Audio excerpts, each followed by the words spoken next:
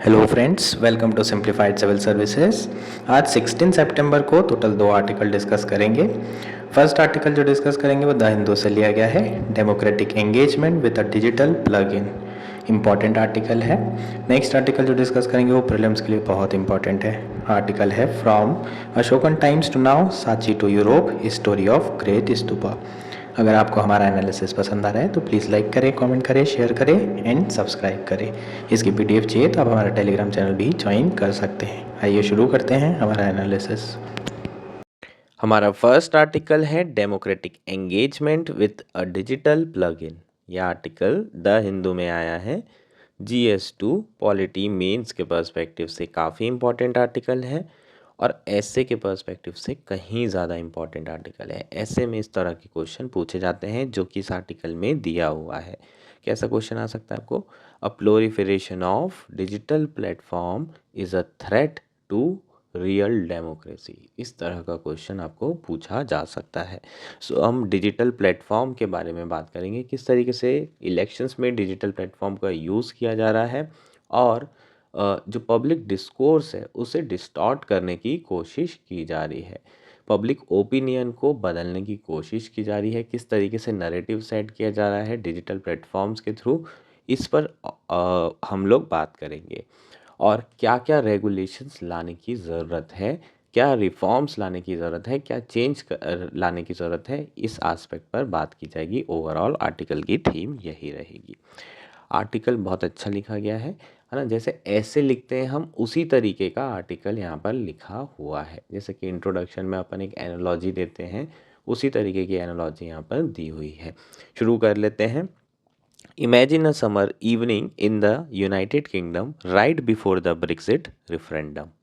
Social media was flooded with posts and advertisement, each one more eye-catching than the other.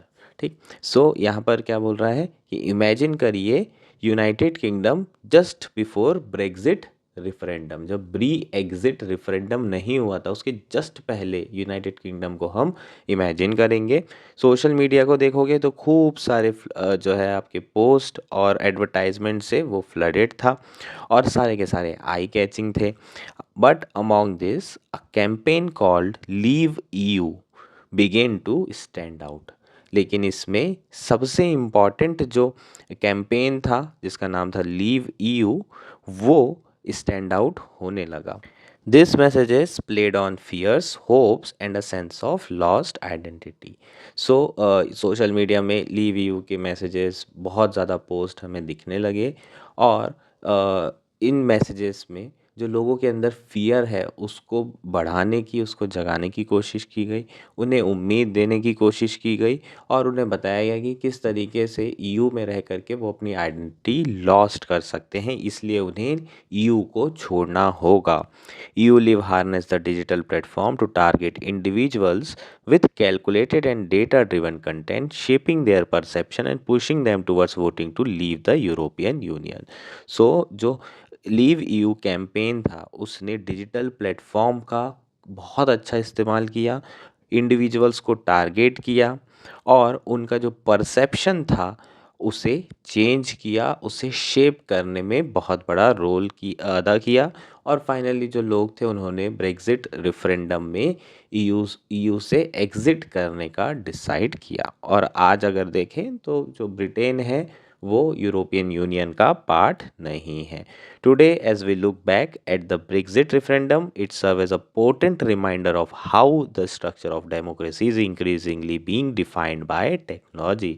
अगर आज हम वापस Brexit referendum की तरफ देखें तो हमें ये पता चलता है कि किस तरीके से जो डेमोक्रेसी का स्ट्रक्चर है वो टेक्नोलॉजी के थ्रू डिफाइंड हो रहा है। Digital platform, once seen as a great equalizer that empowered the masses and amplified previously unheard voice, have become double-edged sword.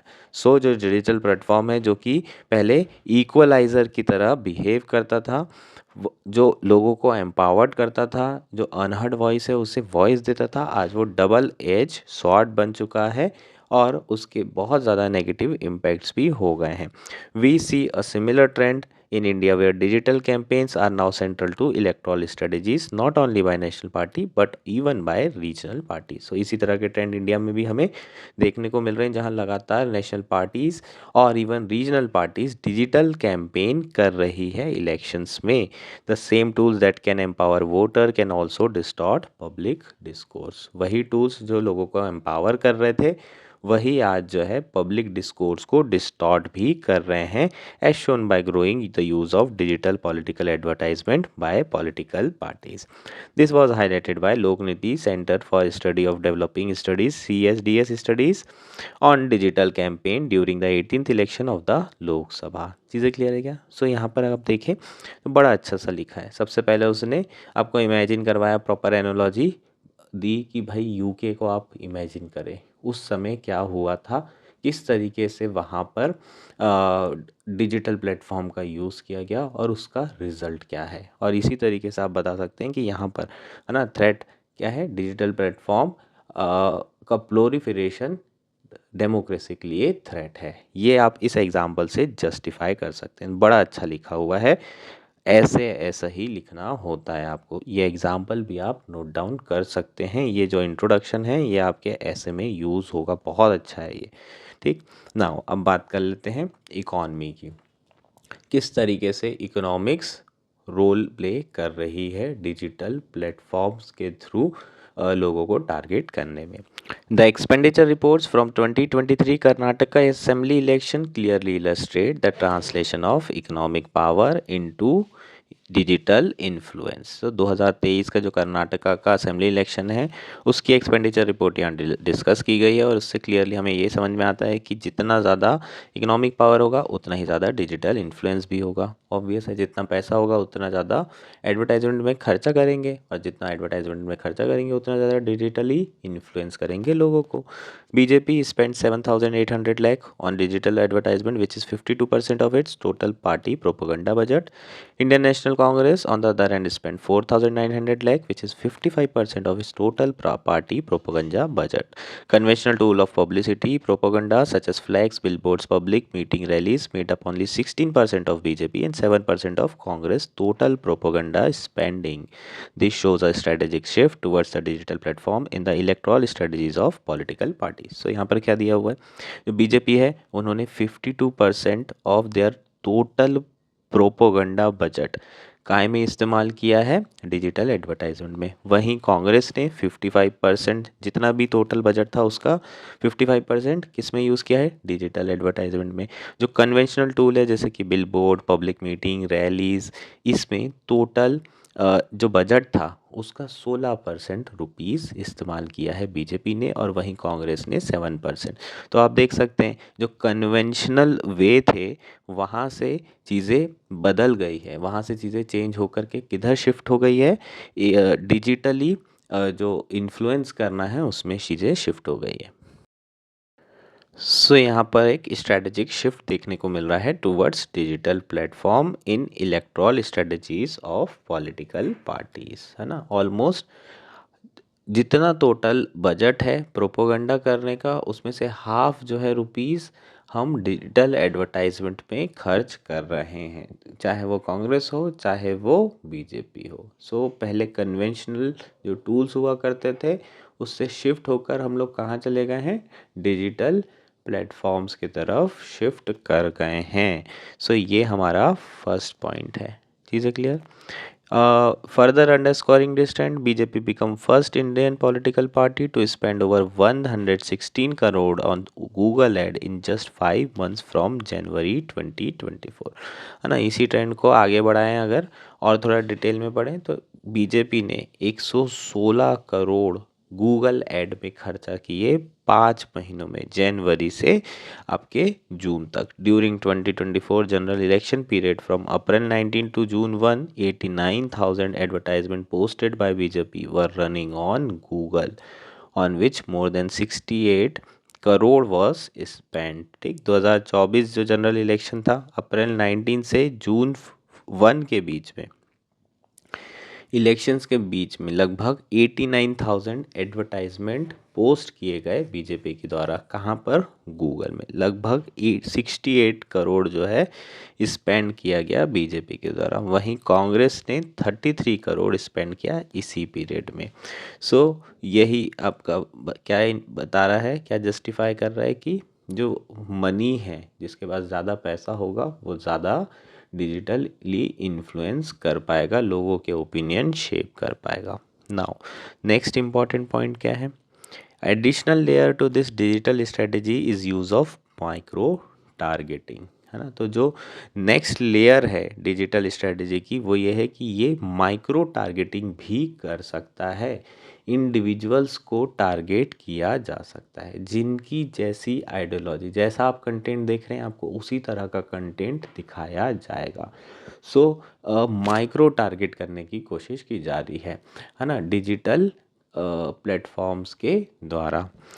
Based on location, with parties reaching specific audience all the way down to panchayat level in each advertisement. The BJP, for instance, was found to micro target more than 1700 pin codes in single advertisement. So location के through भी जो है micro targeting की जा रही है।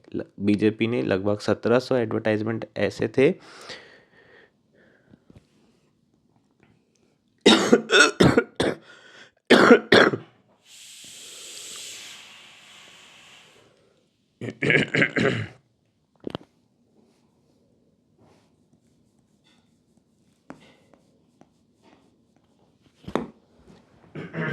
नाम क्या है?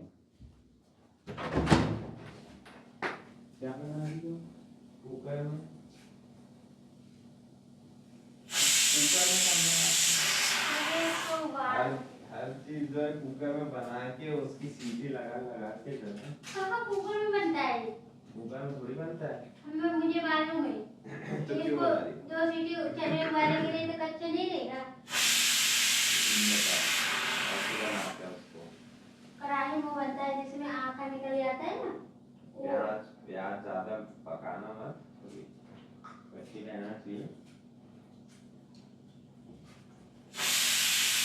हर चीज को बस सीटी मारना है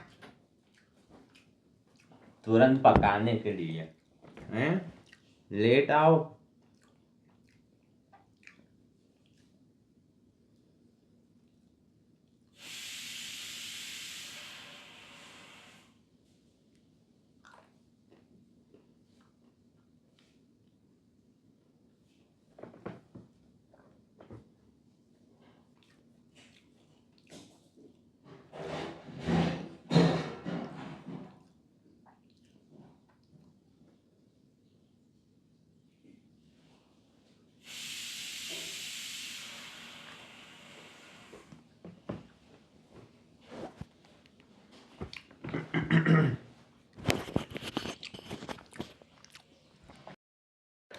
An additional layer to this digital strategy is the use of micro targeting based on location, with the parties reaching a specific audience all the way down to the panchayat level in each advertisement.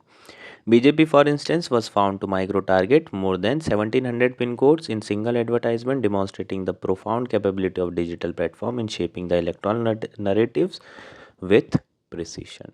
So जो digital platform है उसका अगर एक और advantage देखें और disadvantage देखें तो ये लोगों को माइक्रो टारगेट कर सकता है। मतलब लोकेशन वाइज आपके आपके प्लेटफॉर्म में क्या आएगी? एडवर्टाइजमेंट आएगी। मान लीजिए आपके लोकेशन पर कुछ स्पेसिफिक इशू हैं, आपके कुछ स्पेसिफिक मुद्दे हैं, तो सिर्फ उन्हीं से रिलेटेड एडवर्टाइजमेंट आपको शो की जाएगी। जैसे यहाँ दिया हुआ है, बीजेपी का एक सिंगल एडवर्टाइजमेंट 1700 पिन कोड्स को टारगेट कर रहा है, जो हमें ये क्लियर बता रहा है कि जो डिजिटल प्लेटफॉर्म है वो इलेक्ट्रॉन नैरेटिव्स को सेट तो कर ही रहे हैं, इन्फ्लुएंस तो कर ही रहे हैं और प्रिसिशन के साथ इन्फ्लुएंस कर रहे हैं, है ना। प्रॉपरली टारगेट किया जा रहा है इंडिविजुअल को। इसके अलावा भी अगर आप देखें तो आपकी कोई सर्टेन आइडियोलॉजी या आपने कुछ वीडियो देखा तो उसी तरह के वीडियोस आपको बार बार दिखाए जाते हैं, तो आपको सिर्फ वही चीज़ दिखाई जाएगी जिस पे थोड़ा बहुत आपको इंटरेस्ट हो। तो इस तरीके से जो डिजिटल प्लेटफॉर्म है आपके ओपिनियन शेप करते हैं। हो सकता है आप दोनों चीज़ें देख रहे हो, लेकिन जिसको आपने लाइक कर दिया वही चीज़ आपको बार बार दिखाई जाती है, तो ताकि आप दूसरा जो है स्पेक्ट्रम देख ही ना पाएँ और आपके ओपिनियन जो है बायस्ड रहें। सो इस तरीके से माइक्रो टारगेटिंग भी की जाती है डिजिटल प्लेटफॉर्म्स के द्वारा, ठीक। लेकिन जो सबसे खतरनाक है इसमें वो है थर्ड पार्टी कैंपेनर्स, जो कि बैकग्राउंड में ऑपरेट करते हैं। जो पार्टीज़ है वो गूगल में डायरेक्टली खर्चा कर रही है, एडवर्टाइजमेंट दे रही है, यहाँ पर कोई इशू नहीं है। लेकिन कुछ थर्ड पार्टी कैंपेनर्स होते हैं जो कि पार्टी के लिए क्या करते हैं, पार्टी के लिए बहुत ज़्यादा ट्वीट करेंगे, पार्टी के लिए कैंपेन करेंगे। अब ये थर्ड पार्टी कैंपेनर्स ऑब्वियसली जो पॉलिटिकल पार्टी से होंगे, कुछ ना कुछ जुड़े होंगे, है ना, कुछ ना कुछ इसे उन्हें फंडिंग मिल रही होगी पार्टी के लिए ट्वीट करने के लिए या फिर पार्टी के लिए कैंपेन करने के लिए। ये जो थर्ड पार्टी कैंपेनर है ये बहुत ज़्यादा खतरनाक है, क्योंकि इन पे किसी भी तरह की स्क्रूटिनी या फिर ओवरसाइट बिल्कुल भी नहीं है। Another study conducted by Lokniti CSDS analysing 31 third party campaigners on Meta showed that this entity spent 2,260 lakh rupees in just 19 days leading up to 29 जून 2024। सो जो 31 थर्ड पार्टी कैंपेनर हैं वो मेटा पर पर्टिकुलर पार्टीज़ के लिए campaign कर रहे थे। लगभग 3,000 लाख रुपीस इन्होंने खर्चा किया है ऑलमोस्ट 90 डेज में, और पॉलिटिकल पार्टी के साथ इनका कुछ ना कुछ ट्रांजैक्शन होगा तभी ये उनके लिए कैंपेन कर रहे हैं। प्रॉब्लम क्या है इनके साथ? The third party campaigner resorted to using Islamophobic language and derogatory slurs in their political advertisement. So ये जो थर्ड पार्टी कैंपेनर है ना, उनको पैसे दे दिए जाते हैं और ये बहुत गंदे तरीके से कैंपेन करते हैं। कुछ भी डेरोगेटरी लिख देते हैं, इस्लामोफोबिक ट्वीट्स कर देते हैं। सो यहाँ पर अगर देखें गूगल के कंपैरिजन में तो जो कंटेंट है वो बहुत ही ज़्यादा एक्सट्रीम और रेडिकल कंटेंट यूज़ किया जाता है थर्ड पार्टी कैंपेनर्स के द्वारा।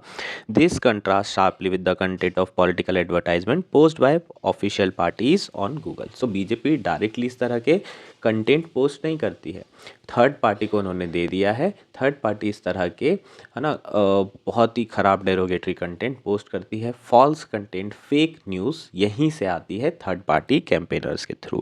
सो the proliferation of such content by third party actor not only distort the democratic discourse but also raises ethical and regulatory questions about the role of this entities in electoral process.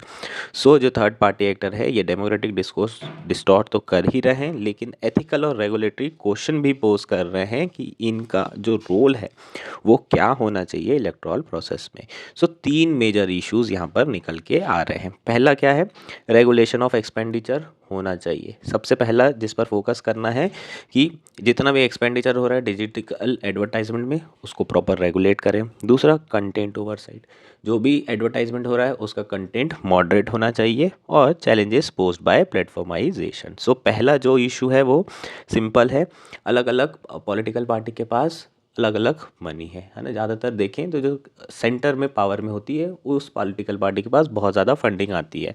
So BJP इस समय सबसे ज़्यादा powerful है अगर आप economically देखें तो जो ज़्यादा पावरफुल वो ज़्यादा इन्फ्लुएंस करेगा। सो हमें क्या करने की ज़रूरत है, एक्सपेंडिचर में कैपिंग करने की ज़रूरत है डिजिटल एडवर्टाइजमेंट के, ताकि जो लेवल प्लेइंग फील्ड है वो बने रहे सारी पॉलिटिकल पार्टीज़ के लिए। सो हमारा फर्स्ट जो है जो हमारा फोकस होना चाहिए गवर्नमेंट का या फिर इलेक्शन कमीशन का या फिर पार्लियामेंट का, वो किस पे होना चाहिए, डिजिटल प्लेटफॉर्म में एक्सपेंडिचर का जो है कैपिंग हो। सारी पॉलिटिकल पार्टीज़ एक परसेंटेज ऑफ अमाउंट ही क्या कर पाए, यूज़ कर पाए डिजिटल एडवर्टाइजमेंट के लिए। ये पहला पॉइंट है। दूसरा, कंटेंट रेगुलेशन बहुत ज़्यादा ज़रूरी है, स्पेशली जो third party campaigners content post कर रहे हैं उसे रेगुलेट करना बहुत ज़्यादा ज़रूरी है। There must be strict expenditure reporting requirement for this non contestant similar to practices in UK and Canada. So ये जो थर्ड पार्टी कैंपेनर है इनको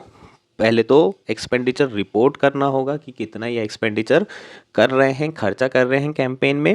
इसके अलावा एक इंडिपेंडेंट एजेंसी भी जो है सेटअप की जा सकती है गवर्नमेंट के द्वारा, जो कि इनके कंटेंट का हर इलेक्शन साइकिल के बाद ऑडिट करेगी, ताकि इनके ऊपर इफ़ेक्टिवली ओवरसाइट रखी जा सके और जो डेरोगेटरी कंटेंट या फॉल्स न्यूज़ क्रिएट की जा रही इलेक्शन के समय में पब्लिक ओपिनियन को सेट करने के लिए या चेंज करने के लिए वो कम हो सके और जो हमारी डेमोक्रेसी है उसको बचाया जा सके। थर्ड क्या है? Platformization has led to varied content strategies across digital platform. For instance, on Google, political parties, political advertisement by parties and third-party campaigner typically avoid overly derogatory content, and there was no significant spending by third-party campaigners. In contrast, on Meta, large number of party campaigners were among top spender, often featuring inflammatory or problematic content in their political advertisement. So this disparity highlights the need for uniform, harmonized regulatory framework to tackle problematic digital content across platform. So जो third issue है वो है प्लेटफॉर्माइजेशन। बहुत सारे platform खुल गए हैं और सारे प्लेटफॉर्म जो है अलग अलग तरीके से रेगुलेट हो रहे हैं। सारे प्लेटफॉर्म को रेगुलेट करने के लिए एक यूनिफॉर्म और हार्मोनाइज्ड रेगुलेटरी फ्रेमवर्क की ज़रूरत होगी। जैसे यहाँ दिया हुआ है कि डिजिटल प्लेटफॉर्म में थर्ड पार्टी कैंपेनर कुछ भी एक्टिव नहीं है, कुछ भी ज़्यादा पोस्ट नहीं करते। क्यों? क्योंकि गूगल की अपनी पॉलिसी होगी जहाँ पर वो इस तरह के पोस्ट को अवॉइड करता होगा। वहीं मेटा की बात करें, फेसबुक की बात करें तो वहाँ पर इतना ज़्यादा ओवरसाइट नहीं है कंपनी का, तो वहाँ पर इस तरह के जो डेरोगेटरी लैंग्वेज है उसका इस्तेमाल किया जा रहा है। तो सारे प्लेटफॉर्म सेम जो है पॉलिसीज़ के अंदर रेगुलेट हों, ये सरकार की जिम्मेदारी है। इनको रेगुलेट करना बहुत ज़्यादा ज़रूरी है। अब यहाँ पर आपका कंक्लूजन दिया है वो भी बहुत अच्छा है यार, इसको भी आप लिख सकते हो।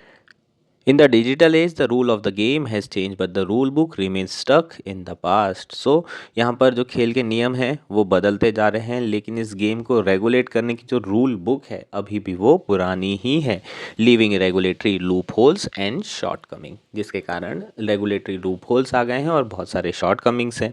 The task before us is to navigate this complex terrain, ensuring that technology serve to enhance rather than erode the democratic ideals that we hold dear. हमारे सामने जो डिफ़िकल्ट और कॉम्प्लेक्स टास्क है वो ये है कि हमें ये इंश्योर करना है कि टेक्नोलॉजी डेमोक्रेटिक आइडियल्स को बढ़ाए, एनहांस करे रेदर देन कि वो उसे इरोड करे।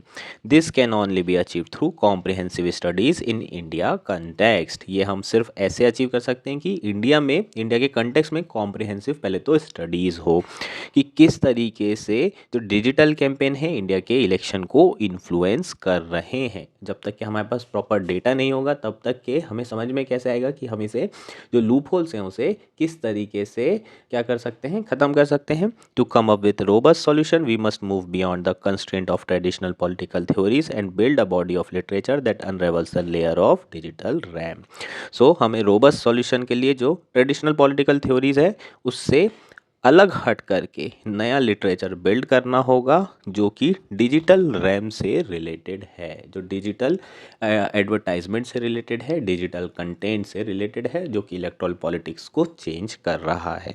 ये आपका क्या हो जाएगा, कंक्लूजन हो जाएगा। International day of democracy celebrated globally on September 15 each year has passed, but it is crucial to push for reform that expand the definition of rule of law to encompass the digital realm. This expansion can ultimately bring the value to delight to our democracy by forging effective regulation in the domain of digital, है ना। ये आपके लिए important है। International day of democracy 15 सितंबर को celebrate किया जाता है। ये लाइनें उतनी इंपॉर्टेंट नहीं है, यहाँ तक के काफ़ी इंपॉर्टेंट है, इसको आप लिख सकते हो। ये हमारा कंप्लीट आर्टिकल हो जाएगा। होपफुली ये आर्टिकल आपको पूरी तरीके से क्लियर हो चुका है। हमारा नेक्स्ट आर्टिकल है from Ashokan times to now, Sanchi to Europe, story of great stupa. यह आर्टिकल इंडियन एक्सप्रेस में आया है। GS1 art and culture means के पर्सपेक्टिव से बहुत इंपॉर्टेंट आर्टिकल है और प्रीलिम्स के पर्सपेक्टिव से तो बहुत ही ज़्यादा इंपॉर्टेंट आर्टिकल है। 2025 में आपको इसके ऊपर क्वेश्चन दिखने वाला है।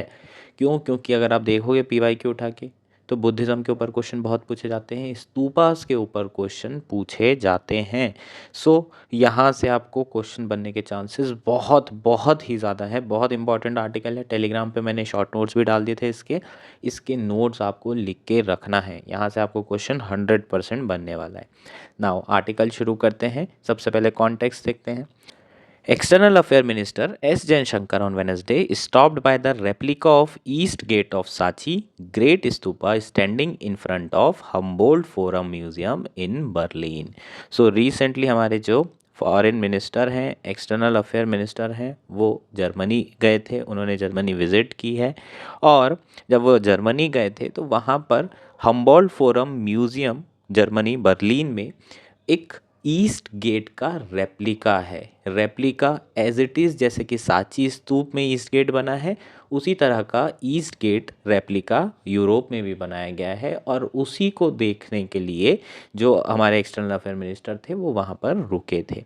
The ornate red sandstone gateway which was unveiled in December 2022 is 1:1 reproduction of the original structure, standing at almost 10 meters high and 6 meter wide, weighing roughly 150 tons. So ये जो गेटवे है ना, गेटवे मतलब हम इसकी बात कर रहे हैं, ये गेटवे आपका 150 टन का है, रेड सैंडस्टोन से बना हुआ है और इसकी जो हाइट है वो लगभग 10 मीटर के आसपास है, 6 मीटर इसकी विड्थ है। तो इसके बारे में आपको बेसिक चीज़ें पता होना चाहिए, जो कि बर्लिन में है। अब ग्रेट स्तूपा ऑफ सांची के बारे में बात करना ज़रूरी है। ठीक, सांची के बारे में आपको क्वेश्चन पूछा जाता है, सांची कहाँ पर है? मध्य प्रदेश में, भोपाल से ऑलमोस्ट 45 किलोमीटर के अराउंड आपको सांची स्तूपा, अगर आपको जाना है तो आप जा सकते हैं। विदिशा के लिए एक ट्रेन मिलेगी, विदिशा डिस्ट्रिक्ट में ये सांची स्तूपा है। ठीक, सो stupa is a Buddhist commemorative monument usually containing sacred relics of Buddha or other venerable saints. So जितने भी आपके बुद्धिस्ट स्तूपास हैं वो बेसिकली उसमें क्या होता है, सेक्रेड रेलिक्स होते हैं उनमें बुद्धास के। रेलिक्स का मतलब क्या है, वो चीज़ जो बुद्धा के कांटेक्ट में आई हो, जैसे कि फॉर एग्जांपल बुद्धा की जो चप्पलें हैं वो इन स्तूपास में आपको मिल सकती है। सो जनरली जो आपके बुद्धिस्ट स्तूपास हैं उसमें सेक्रेड रेलिक्स होते हैं, वो सारी चीज़ें जो बुद्धा के डायरेक्टली इनडायरेक्टली कांटेक्ट में रही हैं उसको वहाँ पर रखा जाता है। The archetypal stupa is a hemispherical structure whose origin can be traced back to pre Buddhist burial mounds found in the India. So ये आपका जो स्तूपा है ये हेमिस्फेरिकल शेप का है। और स्तूपा की अगर हम बात करें तो इसका ओरिजिन बुद्धिज़्म के पहले से हुआ है। और ये क्वेश्चन आपको 2023 प्रीलिम्स में पूछा भी गया था। जो स्तूपास हैं उसका जो ओरिजिनेशन है वो बुद्धिस्ट टाइम के पहले से है। चीज़ें क्लियर है? The great stupa of Sanchi exemplifies this form. Commissioned in the 3rd century BC by Emperor Ashoka, it is the largest and the oldest structure in complex of Buddhist monument comprising numerous other stupa temples and monastery. So ये जो great stupa of Sanchi है ये 3rd century BC में commission किया गया था, किसके द्वारा? ग्रेट एम्परर अशोका के द्वारा। सबसे लार्जेस्ट एंड ओल्डेस्ट स्ट्रक्चर है ये और बहुत बड़ा कॉम्प्लेक्स है, सिर्फ एक स्तूपा नहीं है, एक बहुत बड़ा स्तूपा है, मैं जा चुका हूँ ऑलरेडी। सो एक बहुत बड़ा स्तूपा है, इसके अलावा बहुत छोटे छोटे दूसरे भी स्तूपास हैं, मोनास्ट्रीज हैं, टेम्पल्स हैं। ठीक, हालांकि अभी आप जाएंगे तो आपको बहुत सारी चीज़ें नहीं मिलेगी, लेकिन जब बना था तब ऑलमोस्ट ये सारी चीज़ें वहाँ पर हुआ करती थी। उसके बाद फिर है ना बार बार यहाँ पर इन्वेजन हुआ है और इसे तोड़ा गया है। सो इसलिए अब जो करंट फॉर्म है वहाँ पर ग्रेट स्तूपा मिलेगा, थोड़े बहुत आपको छोटे स्तूपास भी दिख जाएंगे। The most recent construction in Sanchi can be dated to as late as 12th century AD। ठीक है, सो जो लेटेस्ट कंस्ट्रक्शन है वो आपको 12th century के आसपास का मिल सकता है।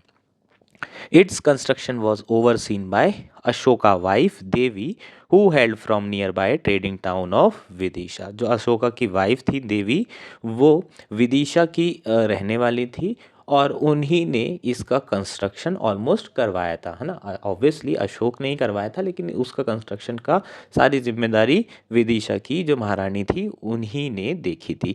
The development of the Sanchi complex was supported by patronage from Vidisha mercantile community. ये पॉइंट बहुत इंपॉर्टेंट है, ये आपको जनरली टेक्स्ट बुक में नहीं मिलता है।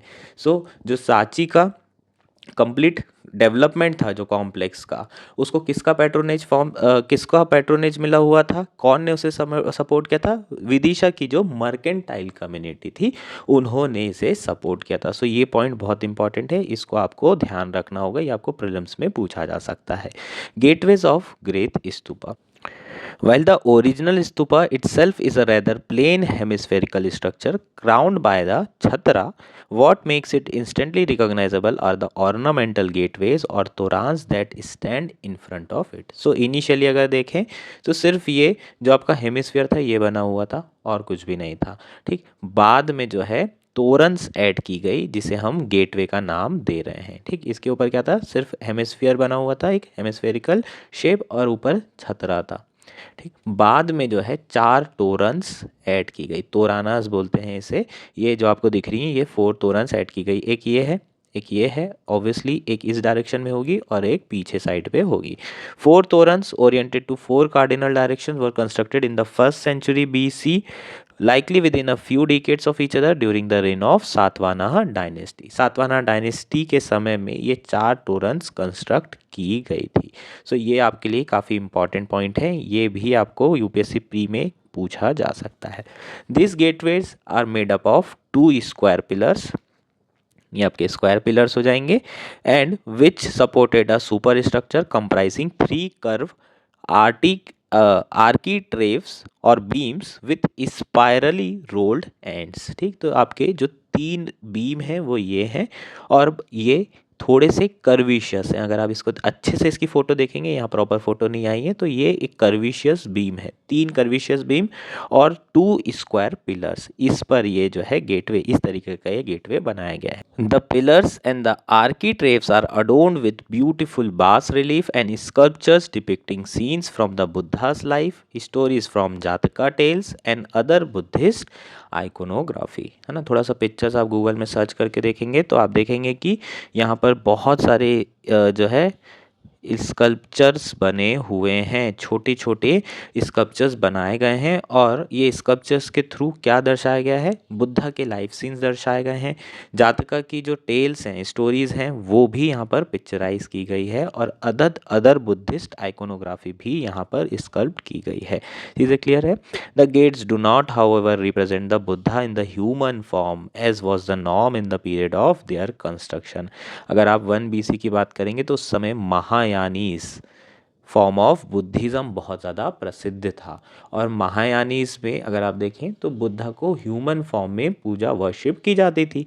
हीनयानीज में बुद्धा को ह्यूमन फॉर्म में वर्शिप नहीं करते थे, लेकिन वो इनिशियल फेज में था हीनयान, बाद में डिवाइड होकर के महायानीज में बुद्धिस्ट बहुत ज़्यादा पॉपुलर हुआ था, बुद्धिज़्म, और उसमें जो बुद्धा थे उन्हें गॉड फॉर्म में, ह्यूमन फॉर्म में नहीं, गॉड फॉर्म में वर्शिप की जाती थी। सो ये जो आपके तोरन्स हैं ये बुद्धा को ह्यूमन फॉर्म में रिप्रेजेंट नहीं कर रहे हैं, ये बहुत इंपॉर्टेंट पॉइंट है। सो ये वाला पॉइंट भी आपके प्रीलिम्स के लिए काफ़ी इंपॉर्टेंट होगा। इससे मैं होता आपकी जगह तो मैं तो लिख लेता भाई, नोट्स बना लेता, क्योंकि ये तो वैसे भी आने वाला है। नाउ जो यूरोप में ईस्ट गेट का रेप्लिका बनाया गया है उसके बारे में पढ़ लेते हैं। हो सकता है डायरेक्टली क्वेश्चन उसके ऊपर ही पूछ लिया जाए, या फिर दोनों का मिक्स करके अलग अलग स्टेटमेंट बना सकते हैं। सो in Europe, the East Gate is the most famous of Sachi Toranas. There is a historical reason behind this. So क्या कह रहा है कि यूरोप में जो ईस्ट गेट है वो बहुत ज़्यादा फेमस है। सो 4 डायरेक्शन में अलग अलग तोरानास हैं, जो ईस्ट डायरेक्शन में तोरान है वो यूरोप में ज़्यादा फेमस है, और उसी का रेप्लिका भी बर्लिन में बनाया गया है। उसके पीछे हिस्टोरिकल रीज़न है, वो देख लेते हैं। द साची complex was in abject ruins when it was discovered by British officer Henry Taylor in 1818। ये पॉइंट भी बहुत इंपॉर्टेंट है, इसे भी लिखना बहुत ज़रूरी है। इसका मतलब जो साची कॉम्प्लेक्स है उसे डिस्कवर किसने किया था, ब्रिटिशर्स में हेनरी टेलर ने 1918 में। उस समय उसकी हालत बहुत ज़्यादा ख़राब थी। Alexander Cunningham who later founded the Archaeological Survey of India, led the first formal survey and excavation at Sachi in 1951। ये पॉइंट भी इक्वली इंपॉर्टेंट हो जाएगा, है ना। तो यहाँ से भी आपको प्री में क्वेश्चन पूछ सकता है। The site was restored to its present condition by ASI Director General John Marshall in 1910 with funding from the Begum of nearby Bhopal. So Begum की मदद से, जो भोपाल की बेगम्स थी, 4 बेगम का रूल रहा है भोपाल में, उसमें 1910 के समय में जो बेगम थी उनकी मदद से, उनकी फंडिंग से, जो जॉन मार्शल थे एएसआई के डायरेक्टर जनरल थे, उन्होंने इस साइट को रीस्टोर किया, और अभी की जो प्रेजेंट सिचुएशन है वो उन्हीं की देन है। till restoration work began in the late 19th century. However, Sanchi was frequently ravaged by treasure hunters and amateur archaeologists, some of whom wanted to take its gate to Europe. जब तक कि restoration work शुरू नहीं हुआ उससे पहले बहुत सारे अलग अलग जो है यूरोपियन लोगों ने और जो अमेचर आर्कियोलॉजिस्ट थे जिन्हें बहुत ज़्यादा नॉलेज नहीं था, वो लोग ये अपने जो गेट्स हैं इसे अपने साथ यूरोप लेके जाना चाहते थे, लेकिन वो यहाँ से यूरोप लेकर नहीं गए। तो उन्होंने प्लास्टर कास्ट का इस्तेमाल करके, जो प्लास्टर ऑफ पेरिस है ना, उसी का इस्तेमाल करके उसका रेप्लिका बनाने की कोशिश की। चीज़ें clear? The east gate was cast in plaster by lieutenant Henry Hardy Cole for the Victoria and Albert museum in the late 1960। East gate को ना प्लास्टर ऑफ पेरिस का यूज़ करके उसी तरह का जो है रेप्लिका बनाया गया। और सबसे पहले इसे किसने बनाया? लुटेनेंट हेनरी हार्डी कोल ने, फॉर द क्वीन विक्टोरिया, और अल्बर्ट म्यूजियम में इसे रखा भी गया। Multiple copy of this cast were later made and displayed across Europe. The latest Berlin replica to traces its origin to original cast. चीज़ें clear है? Now जो latest replica है उसे बनाने के लिए आपको ओरिजिनल जो कास्ट था उसकी हेल्प लगी है। इसके अलावा 3D स्कैनिंग का इस्तेमाल किया, मॉडर्न रोबोट्स का इस्तेमाल किया, स्किल्ड जर्मन और इंडियन स्कल्प्टर्स का इस्तेमाल किया गया, और ओरिजिनल तोरान की फ़ोटो बड़ी कर करके जो है इस रेप्लिका को तैयार किया गया है। The upper architrave of the gate represent the 7 Manushi Buddhas, previous Buddhas with the historical Buddha being the latest incarnation. So जो अपर आर्टी आपका जैसे ये तोरान है, इसमें 3 आपके बीम है। इसमें जो फर्स्ट है अपर आर्किट्रेव, वो क्या रिप्रेजेंट कर रहा है? 7 मनुष्य बुद्धास रिप्रेजेंट कर रहा है। अब आपको क्या करना है, ये 7 मनुष्य बुद्धास कौन कौन से हैं इसको गूगल करके देखिए, इसके नोट्स बनाइए। बुद्धिज्म से हर बार क्वेश्चन आता है, ये आपका आज का टास्क रहेगा। 7 मानुषी बुद्धास आप लिखेंगे अपने नोट्स में। The middle architrave depicts the scene of the great departure when prince Siddhartha leave Kapilavastu to live as an ascetic in search of enlightenment. So जो आपका मिडिल आर्किट्रेव है वो ग्रेट डिपार्चर जो सीन है वो डिपिक्ट करता है, जब जो सिद्धार्थ थे वो कपिलावस्तु छोड़ करके एनलाइटनमेंट की खोज में निकल गए थे। जो आपका लोअर आर्किट्रेव है, it depicts the emperor Ashoka visiting the Bodhi tree under which Buddha attained enlightenment. So जो आपका थर्ड वाला है उसमें अशोका कहाँ पर विजिट कर रहे हैं? बोधि ट्री में विजिट कर रहे हैं। इसके अलावा अदर डेकोरेटिव एलिमेंट्स भी इंक्लूड किए गए हैं, जैसे कि shalabhanjika, a fertility emblem represented by yakshi grasping the branch of tree, elephants, winged lions and peacocks. ये सारे डेकोरेटिव एलिमेंट्स भी इंक्लूड किए गए हैं। अब आपके लिए इंपॉर्टेंट क्या है? ये शाला भंजिका इंपॉर्टेंट है। मैं होता तो इसको भी लिख लेता।